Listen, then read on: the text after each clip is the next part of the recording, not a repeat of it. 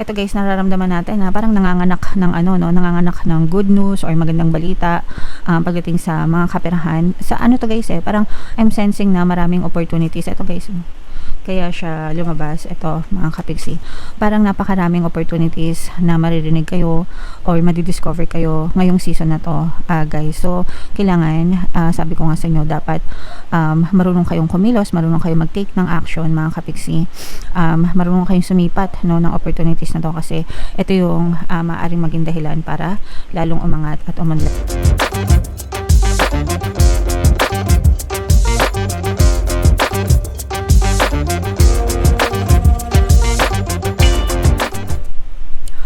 Hello guys, hello Virgo, welcome back to Pinoy Pixie Tarot. Ang pamagat ng episode natin for tonight is monthly tarot para ngayon November para sa Virgo, Sun, Moon, Rising sign and Venus. Unahin natin tong deck na to guys, tingnan natin yung mga angel messages para sa inyo Virgo. So yung first message natin, within the next few months mga kapiksi, ito yung timeline within the next few months after hearing itong reading na to, maaring makakita kayo ng movement or maaring makita kayo ng mga manifestation nyo guys, yung mga bagay na pinagdadasal nyo. Ito naman guys, subjective ito, pwede itong mas mapabilis, pwedeng mas tumagal, depende sa kung gaano kayo ka-focus guys sa inyong mga intentions. Syempre the more na mas focus kayo guys, the more na mas mapapabilis yung inyong mga manifestation, pero the more na mas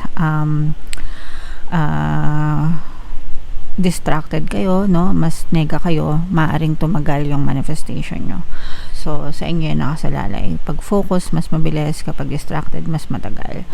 So palagi lang kayo mag-focus guys, para mas lalo siyang mabilis mag-manifest Virgo.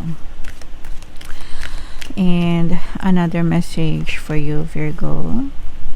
Wow, opportunity mga kapiksi, imayin nyo na yan sa comment section guys, saluhin nyo kung napapansin nyo yung kamay niya, diba talagang sinasalo niya, ayan yung kamay niya mga kapiksi. So sinasalo talaga niya guys yung mga opportunities. So kayo din guys, saluhin nyo yung mga opportunities na yan, kasi si universe kapag sumagot yan sa mga dasal natin, opportunities yung binibigay niyan guys, so the fact na may dadating na opportunities sa inyo, ibig sabihin sinasagot yung mga dasal nyo mga kapiksi. So kailangan ready kayo dito guys, kailangan wag kayong tatamad-tamad kailangan marunong kayong sumipat mga kapiksi, and marunong kayo kumilos para mapalago nyo yung mga opportunities na yan guys. Okay, so i-main nyo na yan Virgo sa comment section mga kapiksi.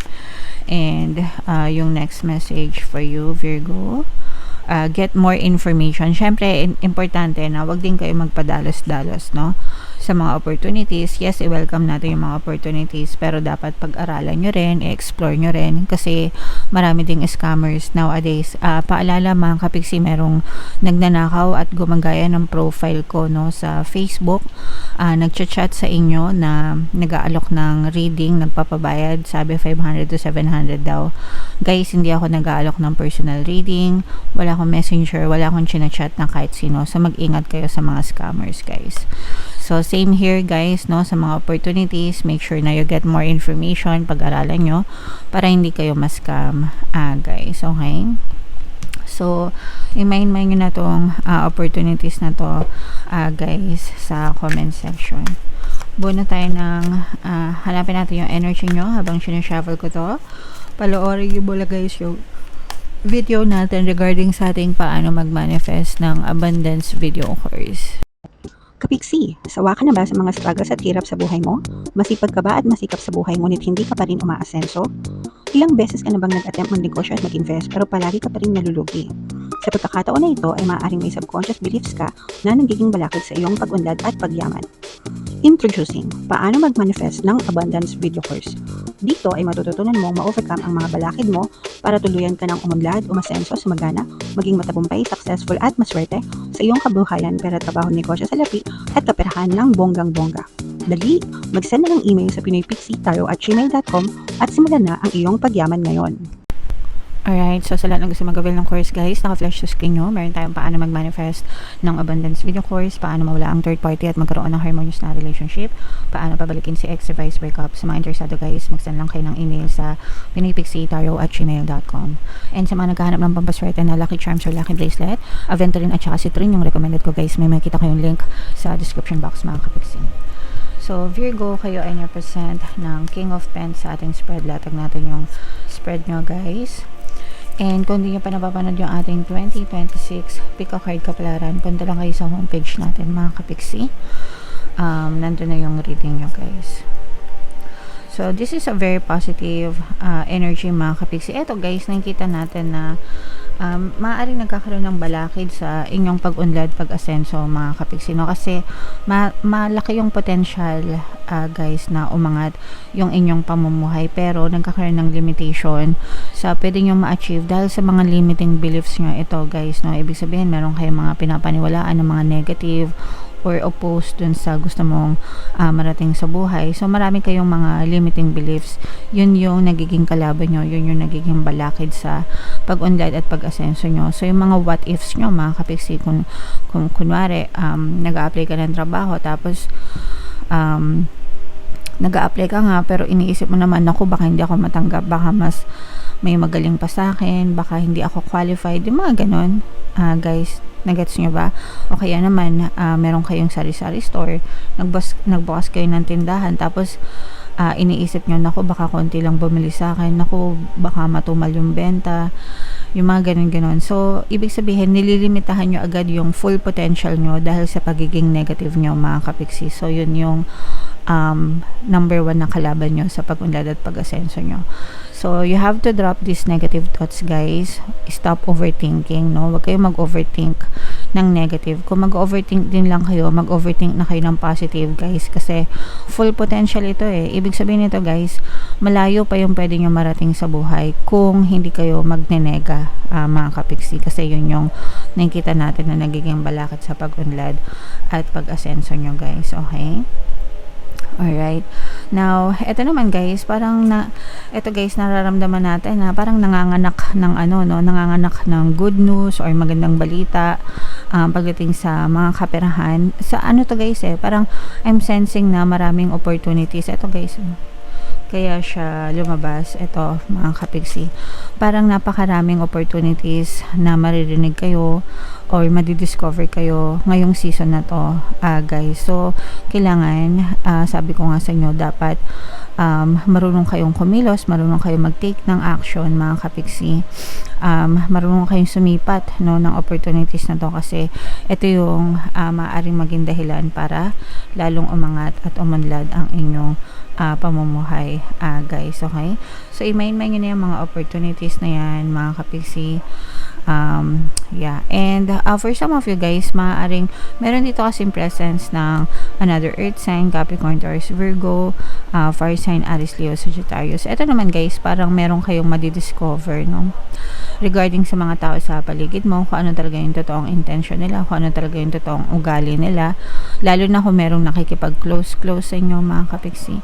So malalaman mo kung true friend ba itong person na to, or kung ano man yung relasyon nyo guys, kung totoo ba siya sa'yo or kung niloloko ka lang niya. So parang may sitwasyon na maaaring magbulgar sa inyo ng totoong pagkatao nitong person na to. Okay, so yeah, what else guys, tingnan pa natin. So ito guys, nilaga ito mga kapiksi, patience is a virtue.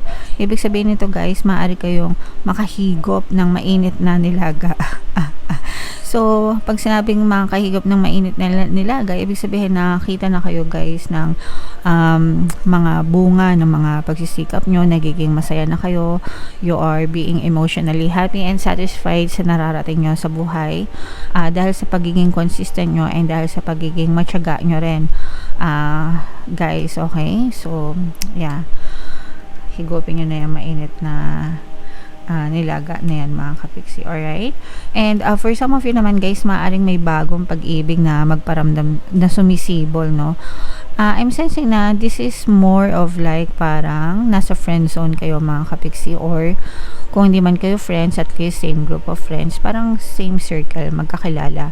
Parang umuusbong yung love, yung pag-ibig, nagkaka-develop pa, nagkakaroon ng crush, nagka-crush, ganyan. And kapag ka ito ay umusbong, no? Or kapag ka ito ay nagtuloy-tuloy mga kapiksi, it might turn into a love, romantic relationship, guys. So, sa mga ano yan, guys, single, kapag kayo ay in a relationship na, wag na kayo lumande, mga kapiksi. Tigilan ang paglande, nakasama yan sa ekonomiya. Okay, alright. So, ito guys, i-mind nyo na itong bagong pag-usbaw ng pag-ibig na to, itong mga nagbubunga, no, na mga effort, mga kapiksi, at saka yung mga opportunities nga, guys, na sinabi ko, itong mga matataas na potential. Yan yung mga positive na nakita natin sa reading nyo, Virgo. So, bunot lang tayo ng isa pang card para sa inyong additional na message, guys. Answer the call. What is your soul calling you to do? Ito naman, guys, hindi mag-resonate sa lahat. Pero, if in case na naka-resonate kayo, then this message is for you. Ibig sabihin, guys, yung iba sa inyo, para nagkakaroon ng calling, meron kayong gustong gawin out of the ordinary, mga kapiksi. So, maaring destiny mo yan. Maaring nakatadhana yan talaga sa'yo. So, parang sample lang nung sa akin, hindi ko alam kung paano ako napunta sa tarot reading talaga, guys, kasi corporate employee ako dati. So, parang nagkaroon siya ng matinding calling sa akin hanggang sa napadpad ako dito, guys. But, for some of you, maaaring nagkakaroon din kayo ng mga ganong klaseng calling. Iba-iba nga lang tayo, guys.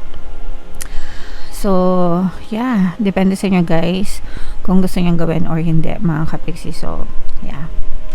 Alright, so comment down below, Virgo, if feeling nyo nakaresonate kayo. Ito yung ating 2026 kabalaran, guys. Panoorin nyo na. Ito naman yung ating success stories ng paano mag-manifest ng abundance video course. Click here to subscribe, guys. Thank you for liking, sharing, and subscribing.